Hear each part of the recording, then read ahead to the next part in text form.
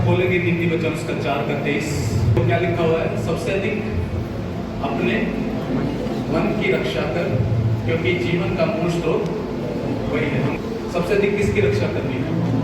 मन की रक्षा करनी है। यीशु मसीह ने क्या बोला कि सदुकी फरीसियों को क्या बोला कि ये होठों से तो मेरा आदर करते हैं, पर इनका दिल मुझसे क्या है? बहुत ज्यादा दूर है। चाहे हम कितना ही भक्ति करें, होठों से कितना ही ईश्वर का नाम है, लेकिन अगर हार्ट राइट नहीं है तो हम ग्रहण योग्य नहीं है परमेश्वर के सामने। सो मेन दृष्टि कहां पर है? दिल पर है। परमेश्वर के वचन के अंदर एक व्यक्ति था जिसका नाम किंग डेविड था, दाऊद था। ये 7 भाई थे, 7 योद्धा थे, 7 सेना में थे। उस समय इजराइल का जो राजा था साउल था, उसकी सेना में थे 7 जने। दाऊद क्या करता था? दाऊद सिर्फ भेड़ बकरियां चलाता था। उसको जिम्मेवारी दे रखी थी भेड़ें चलाने की। और परमेश्वर को जो था इजराइल का एक अगला राजा चुनना था। तो परमेश्वर जो अपने भविष्यवक्ता को भेजता, अपने एक जन को भेजता है एक व्यक्ति के घर में जिसका नाम यशई था। यशई दाऊद का पिता था। यशई के 8 बेटे थे और वो प्रभु का जन भविष्यवक्ता जाके बोलता है कि अपने बेटों को बुला ले। एक के बाद एक बेटा आता है, 7 जने आते हैं। भविष्यवक्ता को ऐसा लगता है कि ये होगा, ये होगा, ये होगा, ये होगा, और परमेश्वर सबको रिजेक्ट कर देता है क्योंकि उनकी हाइट अच्छी थी, दिखने में अच्छे थे, योद्धा थे। तो भविष्यवक्ता को क्या लग रहा था? ये योग्य है, ये राजा बनने के योग्य है क्योंकि इसकी हाइट अच्छी है, ये दिखता अच्छा है, ये योद्धा है, ये जरूर राजा बनने के क्या है? योग्य है। फिर लास्ट में किंग डेविड आता है, राजा दाऊद आता है। अभी तक राजा बना था, मैं तो वैसे राजा बता रहा हूं। वो आता है लास्ट में। उसकी हाइट 17 साल का था। 17 साल के व्यक्ति की दाढ़ी भी ढंग से नहीं आती। बाइबल ऐसा बताती है कि उसके गाल लाल थे। भविष्यवक्ता देखता है तो भविष्यवक्ता के मन में आता है कि ये नहीं हो सकता। तो पता है प्रभु उसको क्या बोलता है? कहता है कि ना तो उसके कद को देख, ना उसके रूप को देख, क्योंकि यहोवा का देखना मनुष्य के देखना जैसा नहीं है। लिखा है कि मनुष्य तो बाहर से देखता है, परमेश्वर दिल को देखता है। ओके, अब ध्यान से सुनाई। जितने भी दिल, जब मैं दिल की बात करता हूं ना, एक बार पता क्या हुआ? एक प्रभु का बंदा था, सालों से यीशु मसीह पे विश्वास करता था और सिगरेट पी रहा था, बीड़ी पी रहा था। प्रभु को मानता है, तो प्रभु को मान के तू बीड़ी पी रहा है, तो पता क्या बोलता है? प्रभु पता है, प्रभु दिल को देखता है। तो इस वाली गलत फहमी में मत रहना। जो है बाइबल क्लियर ये बताती है, जो कुछ निकलता है वो कहां से निकल रहा है? दिल से ही निकल रहा है। कई बार बोलते हैं ना यार, दिल का बड़ा अच्छा, बस मुंह का कड़वा है। लेकिन बाइबल क्या बोलती है? जो कुछ निकलता है कहां से निकलता है? दिल से। अगर दिल कड़वा है तभी तो मुंह कड़वा है ना। ओके, तो ये सब झूठ में मत पड़ना। जो है जो हम अक्सर बोलते हैं, मुंह का कड़वा, बस दिल का साफ छोड़ है, साफ है, पर हृदय कड़वा है इसलिए मुंह कड़वा। सो प्रभु की दृष्टि कहां पर है? बोलो मेरे मन पे है। आप फेवर में ग्रो करना चाहते हैं, आप जीवन में ग्रोथ देखना चाहते हैं, मैं आपको एक बात बताना चाहता हूं। अपने आत्मिक जीवन का सबसे महत्वपूर्ण हिस्सा समझ लीजिए, अपने दिल की रक्षा करना। सबसे महत्वपूर्ण, सबसे ज्यादा महत्वपूर्ण जो है ना, अपने हार्ट, गार्ड योर हार्ट, अपने दिल की रक्षा करना, ये सबसे ज्यादा इंपॉर्टेंट है, महत्वपूर्ण है। हमें लगता है कि देखो, मैं घोषणाओं के बारे में सिखाता हूँ। घोषणाएं प्रभावशाली है, अंगीकार करना प्रभावशाली है, लेकिन बाइबल ये बताती है प्रेम से विश्वास प्रभावशाली हो जाता है। तो आपने बात को समझना, और इस बात पे ना बहुत कम लोगों का ध्यान है ना।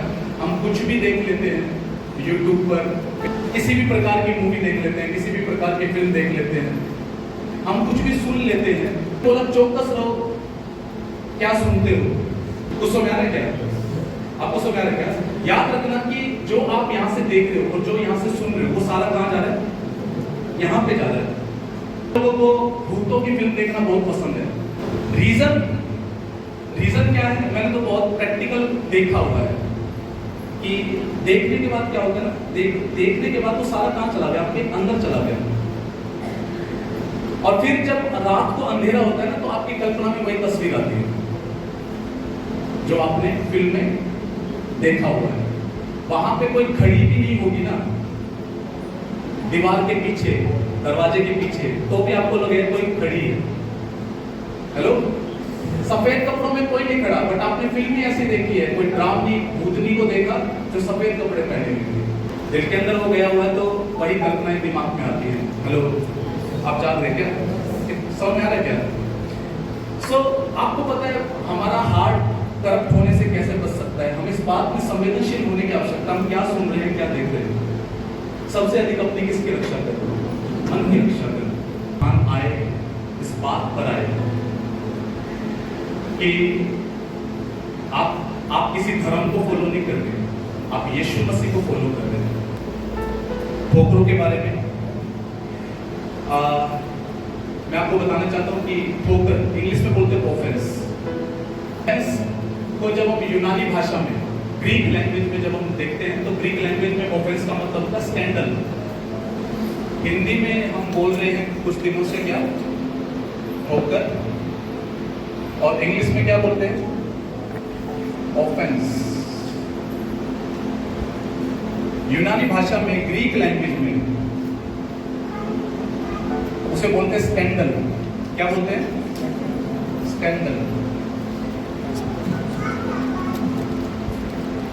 अब इसका मतलब समझिए, स्कैंडल का मतलब क्या होता है उसको समझिए। स्कैंडल शिकार को फंसाने के लिए चारा डालना। स्कैंडल का मतलब क्या है? किसी शिकार को फंसाने के लिए चारा डालना, जाल बिछाते हैं। ठीक है, तो मैं आपको बताना चाहता हूं कि ठोकरें जो है आपके जीवन में, वो एक जाल की तरह है। किसकी तरह है? और वो जाल पता है कहां पर डाला जा रहा है? वो जाल डाला जा रहा है आपके दिल पर, कि आपका दिल शैतान कहां पे कर सके? अपने वश में कर सके। याद रखना, दिल वश में आ गया, आप पूरे उसके वश में आ गए।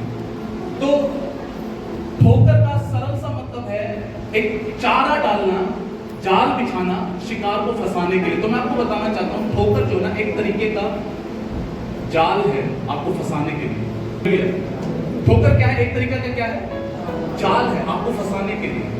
लूका रचित सुसमाचार 17 के 1 में साफ ऐसा लिखा हुआ है, क्लियर ऐसा लिखा हुआ है कि हो नहीं सकता कि ठोकरें ना लगे। जिंदगी में ठोकरें अवश्य आएंगी, पक्का आएंगी।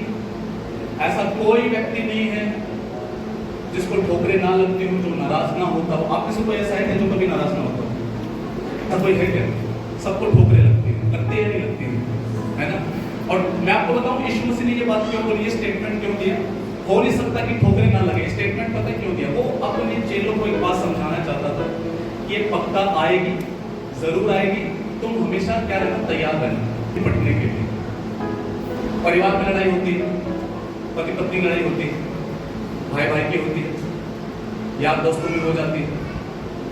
मैं आपसे नाराज हो सकता हूँ, लंबा नहीं। आप मुझसे नाराज हो सकते हैं, लंबे नहीं। तो ठोकरें तो अवश्य आएंगी।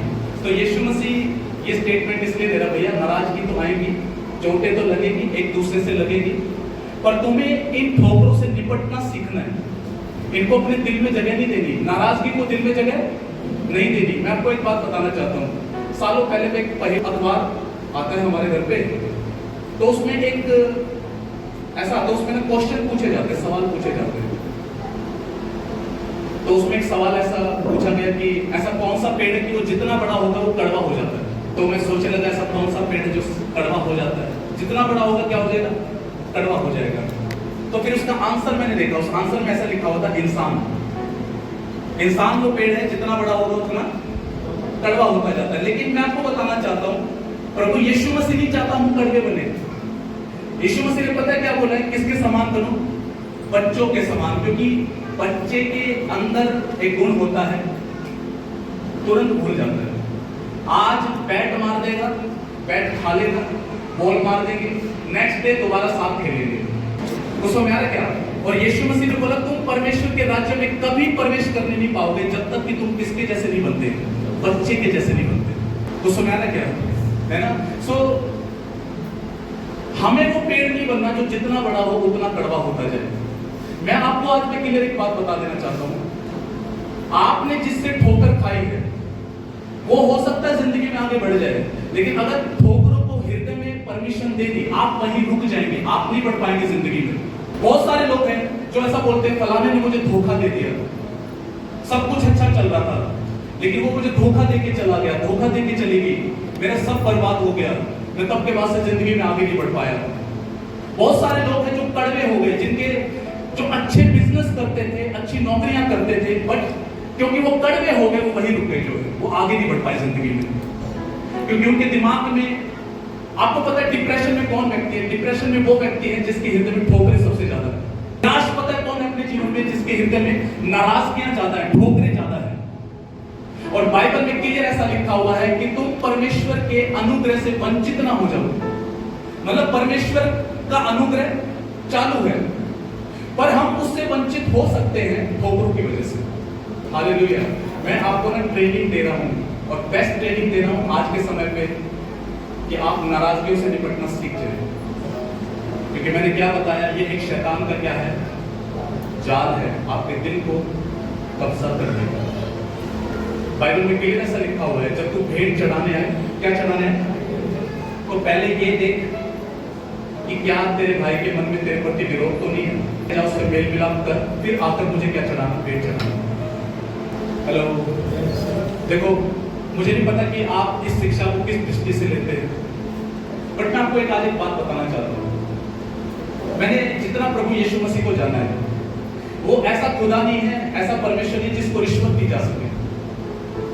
जिसको रिश्वत, अक्सर इंसान रिश्वत देने की बात करता है ना, मेरा काम बन जाए मैं फलाना ये कर दूंगा, अगर ये काम बन जाए तो मैं ये कर दूंगा, ऐसा हो जाए तो मैं ये कर दूंगा। बट मैं आज आपको एक बात बताना चाहता हूं, उस परमेश्वर का दिल क्या है? उस परमेश्वर का दिल पता क्या है? बेटा मुझे तेरी रिश्वत नहीं चाहिए, मुझे तेरा दिल चाहिए। समझ में आ रहा क्या? तो इसलिए मैं आपको दिल के बारे में सिखा रहा हूं, आपके लिए बहुत ज्यादा जरूरी है। चलिए मैं कुछ गुण बताऊंगा ऐसे व्यक्ति के जो ठोकर खाया हुआ होता है, ठीक है? आपको पहचानना है कि आप वो वैसे हैं या नहीं है। ओके, सबसे पहले पढ़ेंगे नीति वचन 18-19। देखो यहाँ पे क्या लिखा हुआ है, चिड़े हुए भाई को मनाना दृढ़ नगर के ले लेने से कठिन होता है, और झगड़े राजभवन के बैंडों के, सुनो मेरी बात को, क्या लिखा है? चिड़े हुए भाई को मनाना, बोलो, चिड़े हुए भाई को मनाना दृढ़ नगर को ले लेने से कठिन होता है। उस समय ये क्या कह रहा है? पता क्या कह रहा है? ये तो भाई है, ओके, ये दोनों क्या है? भाई है। इन्होंने इसको नाराज कर दिया, इसको क्या कर दिया? नाराज कर दिया। मतलब कोई बात होगी इन दोनों के बीच में आपस में, ये इससे क्या होता है? चिढ़ गया, ये चिड़ा हुआ भाई है। तो पता वचन क्या बोल रहा है? कह रहा है कि ऐसा नगर जो बड़ा ही मजबूत है, मतलब आपको पता पुराने जमाने में क्या होता था कि चारों तरफ शहर बनाई जाती थी, दीवार बनाई जाती थी, किला बनाया जाता था। क्यों बनाया जाता था? कि शत्रु आसानी से क्या ना कर सके, हमला ना कर सके, अंदर ना सके। तो ये वचन पता है क्या कह रहा है? कह रहा है कि उस नगर को जीतना आसान है, इसको जीतना बड़ा मुश्किल है। जो चिड़ा हुआ है, मतलब ऐसे कह रहे कि ऐसे नगर को जीत लोगे जिसको जीतना बड़ा मुश्किल है। कह रहे जिसको, जो चिड़ा हुआ है ना, उसको जीतना आसान है। चाहे कुछ करो, टॉफी दे लो, फ्रूट दे लो, कुछ दे लो। तो सुना, एक ठोकर खाया हुआ व्यक्ति कैसा होता है? सुनना, सबसे पहली बात, चिड़ा हुआ होता है। कैसा होता है? चिड़ा हुआ। कैसे पता लगता है चिड़ा हुआ है? कि वो भी अपने चारों तरफ है ना ऐसे एक दीवार बना लेता है। क्या बना लेता है? दीवार। जो चिड़ा हुआ है वो दीवार बना लेता है। तो पता है कैसी दीवार बनाता है वो? तो उसके मन में पता है क्या आता है? मैं इससे मिलूंगा, मैं इससे मिलूंगा, मैं उससे मिलूंगा, इससे नहीं मिलूंगा। उसको जहां भी पता लगता है, मान के चलो कोई पार्टी है और उसको ये पता है ये आने वाला है, तो वो पार्टी में नहीं जाएगा। अच्छा वो आने वाला, मैं नहीं जाता हूं। ये है दीवार बनाना। उसको क्या क्या कलिसिया बदल देंगे, वहां पे फलाना वो आता है, मैं नहीं जाऊंगा वहां पे, वो वहां पे है तो मैं वहां नहीं जाऊंगा। मैं शादी में नहीं जाऊंगा क्योंकि वो वहां पे आने वाला है। इसलिए लिखा हुआ है दृढ़ नगर को जीत लेना आसान है, चिड़े हुए भाई को जीतना मुश्किल है। ठोकर खाए अगर आपके दिल में अब देख, मैंने क्या बोला, अपने आप को जांचना है। आप इतने किसी से चिड़े तो नहीं हुए? वो है, मैं नहीं जाऊंगी, मैं नहीं जाऊंगा, उसको तो मैं देखना भी नहीं चाहता। चिड़े तो भाई के बोले। बिना आपको एक बात बताना चाहता हूँ, सुनना मेरी बात को ध्यान से। अगर आप ठोकरों पे जयवंत होना चाहते हैं, उन ठोकरों का सामना कीजिए। जिससे चिड़े हुए सामना करो उसको, जाओ उसके सामने, देखो अपने आप को, अपने दिल को देखो क्या हो रहा है जब वो सामने आ रहा है। जब वो सामने आ रहा है तो क्या आपके हाथ पैर कांपने लग जाते हैं? जब वो सामने आ रहा है तो आपका चेहरा बदल जाता है, फेस बदल जाता है। आप समझ लेना आप कड़वे हो उसको लेकर 100%। ऐसा कोई है क्या जिससे चिड़े हो? आपको पता है, आपका व्यक्तिगत है, आपको पता है ना? सुनो, कई बार लोग बोलते हैं मैंने माफ कर दिया। मैंने क्या कर दिया? मैंने माफ कर दिया। पता है कैसे पता लगता है माफ कर दिया? वो सामने जब आ रहा है तब क्या चल रहा है? सामने आते भड़क जाते हो, समझो माफ नहीं किया।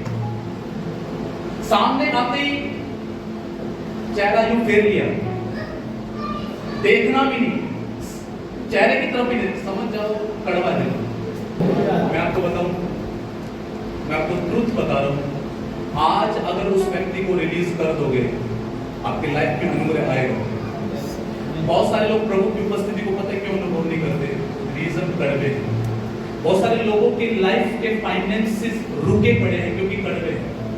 सारी बीमारियां जा नहीं रही हैं क्योंकि कड़वे हैं। हालेलुया। बहुत साल पहले की बात है, जब मैं 12th क्लास में था, सॉरी 12th में नहीं, शायद 11th में था मैं, और मेरी एक लड़के से लड़ाई हो गई थी, झगड़ा हो गया था। वो मेरे दिमाग में ना चढ़ गया था, मतलब कि इसका मैं कुछ ना कुछ बुरा करूंगा, ये मेरे मन में था। तो मेरे को आज भी याद है कि जिस दिन वो झगड़ा हुआ था उस दिन 5 फरवरी तारीख थी, 5 फरवरी 2009। तो मैंने वो एग्जैक्ट प्रकार से वहां पे लिख दिया कि ये तारीख मेरे को क्या रहेगी, याद रहेगी, 5 फरवरी 2009। तो बाद में 2010 में प्रभु में आ गए, यीशु मसीह में विश्वास करने लगे। मेरे को लग रहा था कि मेरा दिल सबके प्रति क्या है, साफ है, क्लियर है। 2013 की बात है, मैं कहीं से जा रहा था और अचानक से वही लड़का मुझे बाइक पे जाता हुआ नजर आया। जैसे वो मेरे सामने से दिखा, मेरे विचार बदल गए। मतलब मन में ऐसे ऐसे ख्याल आने लगे, अभी मैं कुछ लोगों को बुलाता हूँ और इसको पिटवाऊंगा, अभी इसको पिटवाऊंगा, इससे लड़ूंगा, अभी ये कहाँ जाएगा मैं इसको वॉच करूंगा, अभी देखूंगा कहाँ जाता है ये। तो थोड़ी देर के बाद एहसास होता है तू क्या सोच रहा है, तू क्या सोचने में लगा हुआ है। और वहां पे मेरे को पता लगा इस व्यक्ति के प्रति मैं आज भी कड़वा हूं। फिर मैं अपने दिल को प्रभु के सामने लेकर गया। मैंने कहा प्रभु साफ कर, मेरे दिल को साफ कर, क्योंकि मैंने उस व्यक्ति को आज तक माफ नहीं किया, बट मैं उसे ब्लेस करता हूँ, आशीषित घोषित करता हूँ।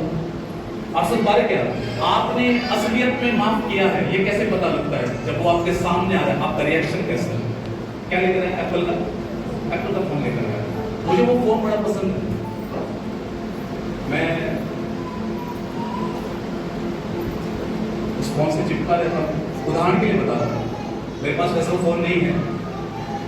ये एक दिन मेरे घर आया, हितेश एक दिन मेरे घर आया और इसने मेरे को बोला कि भैया पानी ला दो। तो मैं क्या लेके आ गया? मैं पानी लेने चला गया किचन में। पानी लेने चला गया किचन में। मैं थोड़ी देर बाद जब वापस आता हूँ तो मेरे को मेरा फोन गायब मिल गया है कि वहां फोन गायब, ये चला गया। अब मैं सारे के फोन ढूंढ रहा हूँ, मेरे को मेरा फोन नहीं मिल रहा। 1 लाख 1.5 लाख का फोन है, बहुत महंगा फोन है। मैं परेशान हूँ, 2-4 दिन बीत गए, मुझे समझ नहीं आ रहा फोन कहाँ चला गया। मेरे मन में गीतेश का ख्याल आ रहा है, अगर वो गीतेश आया था तो जब से आया था तब के बाद से मेरे को मेरा फोन नहीं मिला। फिर एक दिन मैं पार्क में घूमने के लिए गया तो मैंने देखा कि गीतेश मेरा फोन से बात कर रहा है। मैं ये तो मेरा फोन है, जाना पहचाना सा, बट गीतेश मेरा दोस्त है, मैं इसको जाके बोलूंगा, कैसे बोलूं मैं इसे? बट मैं अंदर ही अंदर इससे क्या हूं, नाराज हूं। मेरा फोन ले लिया, वैसे मांग लेता, मैं वैसे दे देता, लेके क्यों गया? वैसे बड़ा नाराज था। इस घटना को 10 साल बीत गए। कितने साल बीत गए? 10 साल बीत गए। हितेश विदेश चला गया, वहां से पढ़ लिख कर वापस आया तो इसके मन में आया कि चलो एक बार गौरव भैया से मिलते हैं। ये मुझसे मिलने के लिए आया, दोबारा से आया। ये जब आया तो इसने मुझसे दोबारा से पानी मांगा। इसने दोबारा से क्या मांगा? पानी मांगा। मैंने कहा हाँ पानी दूंगा, बट अब दोनों साथ में चलेंगे। और वो कड़वापन भी याद आ गया। आप समझ पा रहे क्या? पता कैसे पता लगता आपने उसे माफ कर दिया? जब आपको पुरानी घटनाएं याद नहीं, बिल्कुल आपके अंदर से खत्म हो चुकी है जब वो यादें।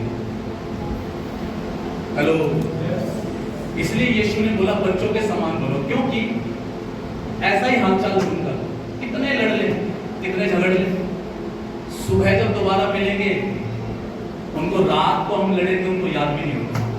अक्सर हस्बैंड वाइफ की लड़ाई में क्या होता है, जैसे ही लड़ाई होगी तो तुरंत सारा याद आ जाएगा। उस दिन ऐसा बोला था, पहले वो किया था, ये बोला था, ऐसा बोला था, ऐसा किया था, वैसा किया था, सब याद आ जाता, सब रिमाइंड हो जाता। सो पहला गुण क्या है? अब गुण बोलूंगा, गुण तो क्या बोलूंगा कि ठोकर खाए हुए व्यक्ति के पहचान है। दूसरा पॉइंट, जो ठोकर खाया हुआ व्यक्ति होता है ना, वो स्वयं पर बहुत ज्यादा केंद्रित होता है। किस पर केंद्रित होता है? खुद पर। खुद पर बहुत ज्यादा क्या होता है? केंद्रित होता है। मतलब कहने का मतलब आपको क्या बताऊं, देखो जो चोट खाया हुआ व्यक्ति होता है ना, आप उसके कभी बोल सुनना, उसके बोल क्या होते हैं? उसके बोल ये होते हैं, इसने मुझे ऐसा कर दिया, मेरे को बहुत बुरा लगा, मैंने इसके साथ अच्छा व्यवहार किया था, इसने मेरे साथ ऐसा ही कर दिया। आप जब उसकी बातें सुनोगे ना तो वो सारी की सारी कहां पर केंद्रित होंगी? मैं पर, अपने पर। मैं बात करता हूं, मैं वैसे बता देता हूं, सुनो। यीशु मसीह ने बोला पृथ्वी के अधिकारी वो होंगे जो मन के दीन हैं, जो मन के नम्र है, वो पृथ्वी के क्या होंगे? अधिकारी होंगे। सुनो मेरी बात।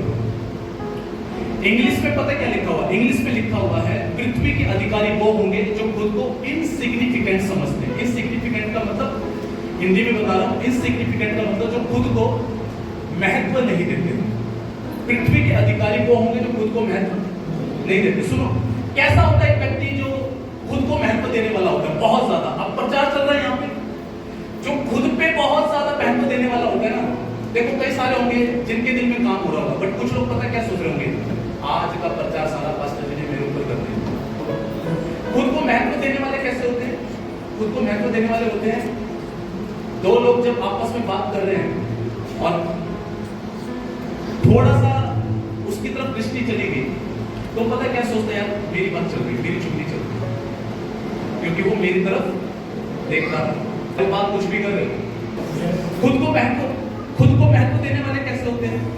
मान के चलो मैं किसी की तरफ देखता हूं, कुछ सोच रहा हूं, मैं उसकी तरफ देख रहा हूं, मुझे इस बात का भी ध्यान नहीं है, मैं कुछ सोच रहा हूं, मैं देख उसकी तरफ रहा हूं, बट मैं कुछ सोच रहा हूं और मन में आया आज तो पास्टर जी जो है वो मेरी तरफ ही देखे जा रहे थे, वो कड़वे कड़वे देख रहे थे, पता नहीं क्या सोच रहे थे, मेरे से नाराज है। ये खुद को पता कौन सोचते थे? खुद को बहुत ज्यादा कह देते महत्व देते। ठोकर सबसे अधिक उस व्यक्ति को लगती है जो खुद पर बहुत ज्यादा केंद्रित है, जिसने खुद को बहुत ज्यादा महत्व दे रखा है। सुनो, खुद को महत्व देने वाले की कैटेगरी में आते हैं ये लोग, जीजा, फूफा, मामा, जो रूठने वाले हैं ना। हेलो, यही रूठते हैं। तो इनकी डिमांड क्या होती है शादियों के अंदर? मेरी क्या नहीं हुई, पूछ नहीं हुई मेरी। महत्व देने वाले, बहुत ज्यादा खुद के बारे में सोचने वाले, वही सबसे ज्यादा नाराज होते हैं। मेरे से पूछा नहीं, मेरे को पूछा नहीं, मेरे को स्पेशल कार्ड नहीं दिया, फोन से व्हाट्सएप कर दिया, उसको तो घर पे देख के आए, मेरे को फोन नहीं किया। हमेशा खुद को इतना महत्व भी मत दे देना कि आप हर छोटी बात पे नाराज होने लग जाए, बात पे आप नाराज होने लग जाए। मैं आपको बताता हूं, सुनो। जो ठोकर खाया हुआ व्यक्ति है, जिसका हृदय बहुत ज्यादा ठोकरों से भरा हुआ है, नाराजगियों से भरा हुआ है, आसान एक उपजाऊ भूमि है शैतान के लिए कि शैतान अपना बीज आपके दिल में बो सके। मैं फिर से रिपीट करता हूं, जिसका हृदय नाराजगियों से भरा हुआ है, ठोकरों से भरा हुआ है, उसका दिल एक उपजाऊ भूमि है। पर कैसे बीज के लिए? शैतान के बीज के लिए, अच्छे बीज के लिए नहीं। जो डेविल जो बीज बोता है दिल में, उस बीज के लिए क्या है? उपजाऊ भूमि है, जिसका दिल क्या है? ठोकरों से भरा पड़ा है। तो मैंने क्या, देखो मैंने अक्सर देखा है कि जो कड़वे होते हैं ना, कड़वे मतलब जो बहुत ज्यादा नाराज है, तो कई सारी दिक्कतें और भी कई सारे उनके व्यवहार में दिक्कतें नजर आई क्या, जो बहुत ज्यादा नाराज रहते हैं, अलग अलग आपको दिक्कतें नजर आएंगी उनके व्यवहार में। मैं आज आपको एक बात बताऊं भैया, जो नाराजगियों से भरा हुआ व्यक्ति है ना, उससे डील करना बड़ा मुश्किल है। आप उससे प्यार भी करने चलोगे ना, तो उसको आपका प्यार भी कड़वा लगेगा। नाराज है ये, ठीक है, ये बहुत ज्यादा नाराज है, दोस्तों से नाराज है, पेरेंट्स से नाराज है, सबसे नाराज है, खट्टा है दिल इसका, ये बहुत ज्यादा कड़वा है, इसके दिल में बहुत सारी चोटें हैं। मैं आया, मैं इससे प्यार करना चाहता हूँ, मैं इससे क्या करना चाहता हूँ? प्यार। तो मैं प्यार करना चाहता हूँ, तो मैंने इसको गले लगाया, और इसके तो यहाँ क्या लगे हैं? चोटें। तो मैंने इसको गले लगाया, तो क्या हुआ? ये चोटों पे तकलीफ क्या हुई? मैं तो प्यार कर रहा हूं, बट ये इतना ज्यादा चोटों से भरा पड़ा है कि मैं इससे प्यार करने का प्रयास कर रहा हूं, बट इसको मेरे प्यार में भी कुछ ना कुछ कमी नजर आ रही है। ठोकर खाए हुए व्यक्ति से डील करना बड़ा मुश्किल है, उस समय बड़ा मुश्किल है। उससे कोई प्यार भी करना चलेगा ना, तो भी प्यार नहीं कर पाएगा, वो करने ही नहीं देगा।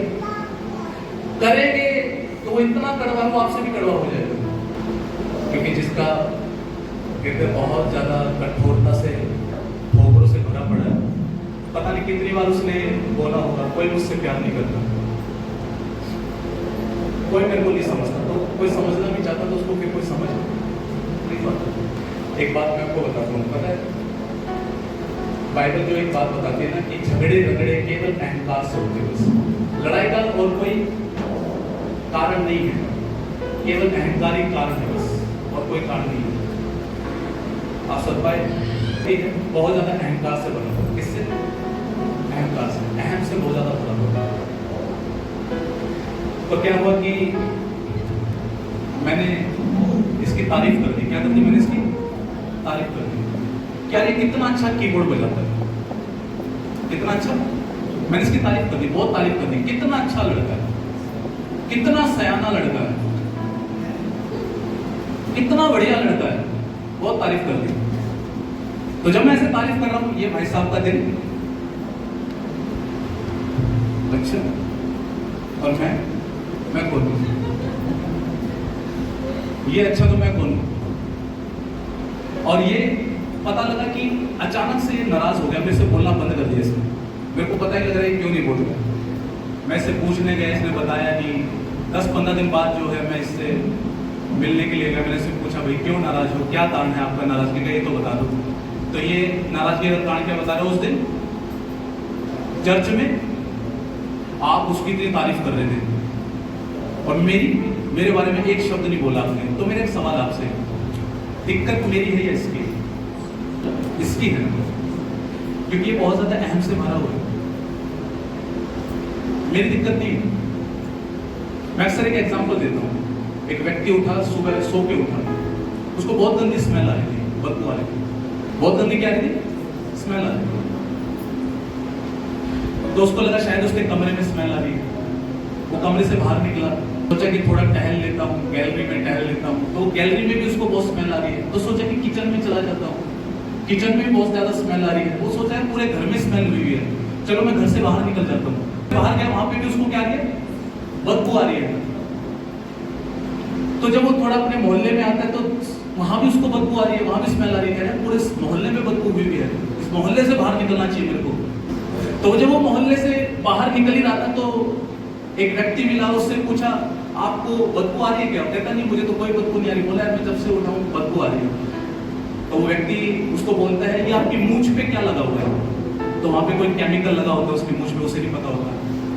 तो जब वो उस केमिकल को हटाता है तो वो स्मेल चली जाती है। उसको क्या लग रहा था, बदबू घर में है, किचन में है, गैलरी में है, मोहल्ले में है, पर उसे नहीं समझ में आ रहा था कि यार प्रॉब्लम मोहल्ले में नहीं है, घर में नहीं है, गैलरी में नहीं है, किचन में नहीं है, प्रॉब्लम यहीं पर थी। वो उसने साफ कर दिया तो सब ठीक हो गया। समझ पा रहे क्या? यही बात करने की आवश्यकता है। आप जब तक प्रॉब्लम का सॉल्यूशन बाहर करोगे ना, तभी सॉल्यूशन हो जाएगा। यहाँ पे कैमरा बनाओ सारा कि दिक्कत यहाँ है सब। कहाँ पे दिक्कत सारी? इधर है। आप सोचो, अब ये कुछ साल बढ़ा, ये नम्र हो गया, और ज्यादा नम्रता इसने सीखी। अब एक दिन मैंने फिर तारीफ की, इसको कोई फर्क नहीं पड़ा। पता है क्यों? अब क्योंकि मेन प्रॉब्लम जो यहाँ है वो चली गई। मैं जो आपको अभी बता रहा हूँ, सिखा रहा हूँ, अगर ये आपने सीख लिया, आपकी बहुत सारी प्रॉब्लम्स जो आप सोचते हो ना ये प्रॉब्लम है, तो कुछ समय बाद आपको वो प्रॉब्लम लगेगी, समस्या नहीं लगेगी। क्योंकि कई सारी समस्याएं जो है ना वो हमारे खुद के अहम की वजह से, घमंड की वजह से। तो व्यक्ति माफ नहीं करता जिसको ये नहीं पता या ये नहीं समझता कि वो भी माफ किया गया है। ओके, वो भी माफ किया गया है। यीशु मसीह ने आपके सारे पाप माफ कर दिए, आपके सारे गुनाह क्षमा हो चुके हैं। क्या अभी आपसे गलतियां नहीं होती? होती। क्या वो अभी क्षमा नहीं करता? मैं अक्सर एक बात बोलता हूं, मुझे ऐसा लगता है कि प्रभु मुझे बहुत बर्दाश्त करते हैं। अब अगर आप अपने जीवन को देखेंगे ना कई सारे, तो आपको समझ में आएगा यार कि आप इतने बर्दाश्त किए जाते हैं उसके द्वारा, किए जाते नहीं किए जाते। पता है, ठोकर खाया हुआ व्यक्ति ने ये भूल चुका है कि उसे भी क्षमा किया गया है, वो भी माफ किया गया है। यीशु मसीह ने एक एग्जाम्पल दिया, बहुत अच्छा एग्जाम्पल दिया। वो एग्जाम्पल क्या था कि एक व्यक्ति था जिसको राजा का कर्ज देना था, करोड़ों का कर्ज देना था। मैं जब वो अध्याय पढ़ रहा था तो मतलब बहुत बड़ा कर्जा था, 10 करोड़, पता नहीं कितना आज के टाइम पर अगर कैलकुलेट करें तो उसे बहुत बड़ा उसे कर्जा देना था राजा को। वो कर्जा नहीं दे पाता, राजा बोलता है काम करो, इसके पत्नी और बच्चों को गुलाम बना लो, जेल में डाल दो। वो हमारे यहाँ पे दरबार में क्या करेंगे? गुलामी करेंगे। वो माफी मांगता है, वो कहता है कि मुझे माफ कर दो, मैं नहीं दे पाया, मुझ पे दया करो, रहम करो। ऐसा लिखा हुआ है कि राजा क्या करता, उस पर दया करता। वो कहता है कि ठीक है, मैंने तेरा कर्जा माफ किया। जब वो जाता है पत्नी बच्चों के साथ, फिर एक व्यक्ति उसे मिलता है जिसको उसका कर्जा देना था, वो बहुत छोटा था, बहुत थोड़ा था। वो जाके उसको ऐसा बोलता है, भाई मेरा कर्जा दे, वो तूने पैसे दिए थे ना, वापस कर मुझे। वो बहुत थोड़ा था, उसका भी बहुत बड़ा क्षमा हुआ। ओके, बहुत बड़ा क्षमा हुआ उसका। लेकिन अब उसका ही कोई देनदार है, उससे जब वो मिला है तो, और उसे थोड़ा देना है, बहुत बड़ी रकम नहीं है, थोड़ा देना है, लेकिन वो पीछे पड़ जाता है, दे मेरा वापस। तो जब वो नहीं देता तो पता वो क्या डायलॉग मारता, वो कहता है कि एक काम करो, इसके पत्नी बच्चों को क्या कर लो, गुलाम बना लो। तो जो सैनिक उसके साथ गया हुआ था राजा का, वो सैनिक क्या करता, राजा को जाके बताता है, कहता है कि जिसके तूने माफ कर दिए ना, उसके पास कोई आया, चाहता था कि उसके भी माफ कर दिए जाए, लेकिन वो माफ नहीं कर रहा। वो कह रहा है कि इसके भी पत्नी बच्चों को कैद कर लो। राजा दोबारा से उस व्यक्ति को बुलवाता है, बोलता है कि तेरा जो इतना ज्यादा था माफ कर दिया, क्या तेरा फर्ज नहीं बनता था कि जब तेरे माफ किए गए हैं तो इसके माफ करता जो कि बहुत थोड़े थे? तो ये एग्जांपल प्रभु ने पता है क्यों दिया? अरे जो हमारे बहुत ज्यादा, आप सोचो, आपके कई सारे ऐसे गुनाह हो गए आप किसी को बता नहीं सकते, जो केवल आप जानते हो, प्रभु जानता है। कई सारे विचार आप किसी को नहीं बता सकते, केवल आप जानते हो, प्रभु जानता है कि आपके माफ नहीं किए गए। हाँ, तो प्रभु पता है क्या एक्सपेक्ट करता है? जैसे उसने हमें माफ कर दिया, हमें भी सामने वाले को माफ करना है। कभी भी जब मन में ऐसा है ना कि माफ नहीं किया जाता, सामने वाले की बात बुलाई नहीं जाती, तो बस एक बार ये बात याद रखना, हमेशा एक बार सोचना कि मेरे कितने ज्यादा थे, मेरे हो गए ना, कितने ज्यादा है मेरे, अभी भी पता नहीं कितने विचार करप्ट होंगे शायद। प्रभु माफ कर देता ना, क्या हमें माफ नहीं करना चाहिए? एक बहुत महत्वपूर्ण बात मैं आपको बताना चाहता हूँ इस करते हुए, इब्रानी 12, ऐसा न हो कि कोई परमेश्वर के अनुग्रह से क्या रह जाए, वंचित रह जाए, कोई कड़वी जड़ फूट कर कष्ट दे और उसके द्वारा बहुत से लोग क्या हो जाए, अशुद्ध हो जाए। कोई कड़वी जड़ फूट कर क्या दे, कष्ट दे और उसके द्वारा बहुत से लोग क्या हो जाए, अशुद्ध हो जाए। कैसे अशुद्ध होते हैं? ये एक व्यक्ति, ओके, ये नाराज है इससे, और मान के चलो कि इसने इसको ठोकर खिलाया है, कोई भी बात हो सकती है, कॉपी ले ली होगी, पेन ले लिया होगा, ले लिया होगा, जो एक्स वाई जेड कुछ ले लिया, मान ये ठोकर खाया इससे, क्योंकि इसने क्या ले ली? पेंसिल ले ली। एग्जाम्पल दे रहा हूँ इसमें। चलो ये तो ठोकर खा गया, लेकिन मान के चलो कि अब ये उस ठोकर का जो जिक्र है ना वो 10 लोगों के सामने कर रहा है। किसके सामने कर रहा है? 10 के सामने। ये अशुद्ध था, इसका हृदय कर्म था, कड़वा था, इसका नजरिया इसको देखने का सही नहीं था। ये इसको देख रहा था, ये बहुत बेकार लड़का है, इसने मेरी पेंसिल ले ली, और तुझसे मत बोलना, वो तेरी भी पेंसिल ले लेगा। इसने मेरी पेंसिल ले ली, तू उसके साथ मत बैठना, तेरी पेंसिल ले लेगा। फिर दूसरे को भी जाके बता रहा है, तेरी पेंसिल ले लेगा, ये इसने मेरी ले ली, तेरी ले लेगा। तीसरे को जाके बता रहा है, ओए सुन, ये इसने मेरी क्या ले ली? पेंसिल ले ली। 10 जनों को जाके बोल दिया कि ये पेंसिल चोर है। ओके, क्या बोलते हैं? ये तो कड़वा था, बट इसने वो कड़वाहट कहाँ फैला दी? अशुद्ध था, इसने कितनों को अशुद्ध कर दिया। अब सुनो, वो 10 जने जो इसको अच्छी दृष्टि से देख रहे थे, अच्छी नजर से देख रहे थे, नीला था इसका चश्मा, इसका नजरिया इसको देखने का कैसा है? बुरा है, नीला। ये जिस चश्मे से ये देख रहा है ना, तो इसने आके मेरे को बताया, तो अपना चश्मा उतार के मेरे को दे दिया। अब मैं भी इसको उसी चश्मे से देख रहा हूँ, जिस चश्मे से ये देख रहा है।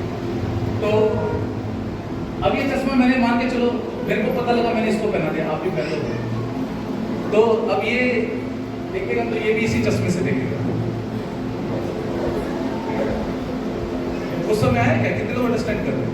मतलब ये जो बंदा है, ये सबकी नजरों में गिरा दिया, इसका आदर चला गया, इसको प्यार करते थे, इसका आदर करते थे। ये कड़वा था, इसने अपनी कड़वाहट सब में खो दी, सब में डाल दी आदर। वो 10 जने जो अच्छी नजर से देख रहे थे, उनका भी नजरिया क्या हो गया? बदल गया। चाहे वो 10 के प्रति ये बहुत अच्छा है, 10 के प्रति बहुत अच्छा है, चलो इसकी बिगड़ी हुई है, बट क्या किया? सबको खराब कर दिया। क्या है कि ध्यान से देखो, ऐसा नहीं हो कि कोई परमेश्वर के अनुग्रह से क्या रह जाए, या ये चीजें प्रभु के अनुग्रह से आपको क्या कर देती है? वंचित, उसकी दया से आपको वंचित कर देती है। तो समझ आ रहा है क्या? मैं आज आपको एक बात बताना चाहता हूँ, बाइबल, मैं आपको एक बात बताता हूँ कि इसका एक कैसे इस चीज को डील करना चाहिए। सुन के मैं आपको एक बात बताता हूँ। मान के चलो जब एक ठोकर खाया हुआ व्यक्ति आपके पास आया, किसी से ठोकर खाया हुआ, ठीक है, आपके पास आया, आपकी बुद्धिमानी पता है कैसी क्या बनती है? आपकी बुद्धिमानी ये नहीं बनती हाँ में हाँ मिलाना। आपकी बुद्धिमानी पता है क्या बनती है? आपकी बुद्धिमानी बनती है, आप जाओ उसका मेल मिलाप करो, लेकर धन्य में जो मेल मिलाप कराते हैं वे परमेश्वर के पुत्र कहलाएंगे। तो आप समझ रहे क्या? या फिर सुनो, मान के चलो एक ठोकर खाया हुआ व्यक्ति जो है आया आपके पास, तो आप पता आपको क्या बोलना चाहिए उसको? जो बात आप मेरे से कह रहे हो, क्या आप यही बात उस ठोकर जिससे खाई उसको बोल सकते हो? इंग्लिश में कहावत है, gossip dies when it enters into the ear of wise। चुगली मर जाती है जब वो एक बुद्धिमान के कान में जाती है। तो बुद्धिमान को है, बुद्धिमान जो वाइस व्यक्ति है, बुद्धिमान पता है क्या है? वो है कि वो उस चुगली को स्वीकार नहीं कर रहा, उसके मन में ये है कि मैं इनका क्या करूं? मेरी खिलाफ कराऊं, और उसको बोलूं कि जो आपने मेरे को बोला आप उसको बोलो जाके। हमारे साथ दिक्कत पता है क्या? हम जिससे ठोकर खाए बिना हम कभी उसको जाके बताते नहीं, मैं तुझसे नाराज हूं, और मैं क्यों नाराज हूं। इधर भी हमारा घमंड रुकता है जब हम बोलते हैं ना कि आपने कईयों को देखा, और आप नाराज हो क्या मुझसे? नाराज होते हैं, मैं नाराज हूं, मैं थोड़ा नाराज हूं, और नाराज होते हैं। तो बेटर क्या है कि जाके नम्र होकर बोल रहे हाँ भाई हूं नाराज हो, मेरे को तेरी ये वाली बात उस दिन बुरी लगी, खराब होगी। मैं आपको आज एक बात बता रहा हूँ, बता दो जाके, सुन रहे, जिससे नाराज हो जाके बता दो मैं नाराज हूँ। तो एक मैं आपको एक बार पता है क्या हुआ? एक बार पर्सनल की एक गवाही बता, तो बोले कि मेरे फ्रेंड था, और वो बोले कि अचानक से उसने मुझसे बोलना छोड़ दिया, बात करनी बंद कर दी। वो दिल्ली आ गए। फिर 7-2 साल के बाद दोबारा उनका गांव जाना हुआ। जब वो अपने गांव गए तो वो मिला, प्रभु में ही था, मसीह में था, प्रभु को जानने वाला बंदा था। तो एक दिन उन्होंने बोला कि यार तुम ऐसे बोलता क्यों नहीं है, इतना टाइम हो गया, तो किस बात से नाराज है? तो उस बंदे ने क्या किया, उस दिन वो बड़ा फट गया। क्या हो गया? फट गया अंदर से। उसने बोला तू अपने आप को समझने लगा, तू ये समझता, तू वो समझता, तूने मेरी ये बात काटी, वो दबा दी, ऐसा कर दिया, वैसा। बहुत ज्यादा गुस्सा किया, बहुत ज्यादा गुस्सा किया, चिल्ला चिल्ला के गुस्सा किया। फिर सारा उसने क्या कर दिया, खाली कर दिया। उन्होंने बोला भाई मैं तुझसे इन सारी बातों के लिए माफी मांगू, बट अच्छी बात है कम से कम तूने बताया तो सही कि तू क्यों नाराज है। हृदय क्या हो गया? साफ हो गया, साफ हो गया। आपस में दोबारा से मिलना हो गया। आप सुन पा रहे क्या? अगर ठोकर को हराना है, जिससे ठोकर खाई है, आप जाकर उससे बात करो, उसको बोलो मैं नाराज हूं, ठोकर खाया हो। और ये बात है, देखो ये जो घमंड है ना, किसी काम का नहीं है। नाराज ना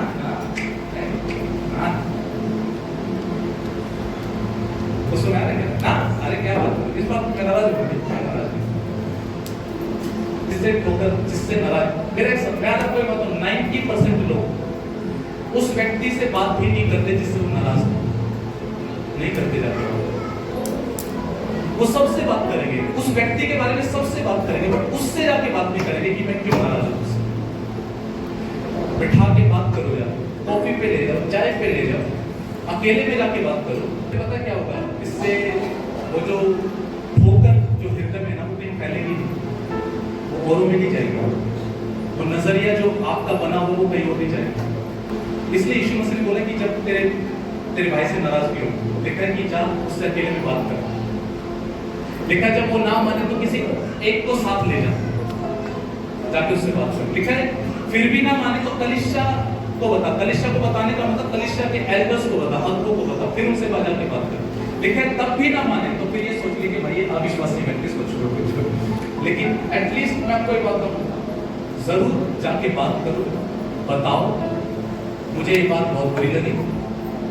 मन में लेकर बैठना और रस्सों को बताना बहुत गलत है। आप यीशु मसीह की कलीसिया को, यीशु मसीह की दुल्हन को अशुद्ध कर रहे हैं। देना चाहिए। नाराजगी के कारण भी बड़े अजीबोगरीब होते हैं, मतलब बहुत बड़े नहीं होते, बहुत छोटे होते हैं। अच्छा मेरा एक सवाल आपसे, सामने पहाड़ हो, ठोकर खाओगे क्या? क्योंकि नजर आता है। ठोकर किससे लगती है? छोटे पत्थरों से लगती है, क्योंकि उधर हमारी नजर। तो नाराजगी के कारण कोई बहुत बड़े नहीं होते, बहुत छोटे छोटे होते हैं, बहुत बड़ी बातें नहीं होती। और आज एक बात बताता हूं मैं आपको, सुनना। मैं इस बात को ऐसा समझता हूं, मेरे को ऐसा समझ में आता है। मान के मैं व्यक्तिगत ऐसा देखता हूं, समझता हूं। मान के चलो किसी व्यक्ति ने मुझे माफ नहीं किया, ओके, मान के चलो किसी व्यक्ति ने मुझे माफ, फिर से कोई नाराज है और उसने मुझसे रिश्ता तोड़ दिया, मुझसे बात नहीं करता, मुझसे रिश्ता तोड़ दिया, तो मेरे को ना सामने वाले को लेकर एक बात समझ में आ जाती है, इस व्यक्ति के लिए अपना अहम बड़ा है, मैं बड़ा नहीं, मैं इसके लिए महत्वपूर्ण नहीं हूँ, इसके लिए इसका अहम महत्वपूर्ण है। एक ठोकर खाया हुआ व्यक्ति ऐसा ही होता है। अगर वो माफ करने से इनकार कर रहा है आपको, तो समझ जाओ आप उसके लिए महत्वपूर्ण नहीं हो, उसके लिए उसकी ठोकर महत्वपूर्ण है। एक बात मैं आपको बताता हूँ, देखो अगर कोई व्यक्ति हमारे लिए सच में महत्वपूर्ण है, सच में महत्वपूर्ण है, वो बहुत महत्वपूर्ण व्यक्ति है, क्या गलत नहीं भी है, क्या फिर भी सॉरी नहीं बोल सकते? ऐसा करके आप पता क्या दिखा रहे हो? मेरे लिए ये कोई बहुत बड़ी बात नहीं है, मेरे लिए आप इम्पोर्टेंट। सारे रिश्ते पता है क्यों टूटते हैं? आप तलाक के केस देख लो, क्या बहुत बड़ी बातें होती है? बहुत छोटी होती है, छोटे मुद्दे होते हैं। वो छोटे मुद्दे बड़े नहीं बनते कभी भी, अगर उनको समय रहते डील कर लिया जाता, वहीं पर माफी मांगकर या सॉरी बोलकर गलती को स्वीकार करके अगर वहां डील कर लिया जाता, वो कभी इतने बड़े मुद्दे कभी नहीं बनते, वो डिवोर्स तक कभी नहीं जाते। आपको बोलिए मैं कड़वा होने से इनकार करता हूं। आप ये सीख लेना, आप आजादी में जियोगे, आपका माइंड फ्री रहेगा। करवटे बदलता पता है कौन है? कौन नहीं सो पाता, जो बातें याद रखते हैं। करवटे बदल रहा है, नींद नहीं आ रही, लेकिन जिसने भुला दिया चैन की नींद सोएगा नहीं सोएगा। सब में आया तो आप फ्री जियोगे अगर आप माफ करोगे। कितने लोग आजादी में जीना चाहते हैं? आप सही में आजादी में जीना चाहते हैं? कई सारे जो आपके वैसे खत्म होने हैं आपके कई सारे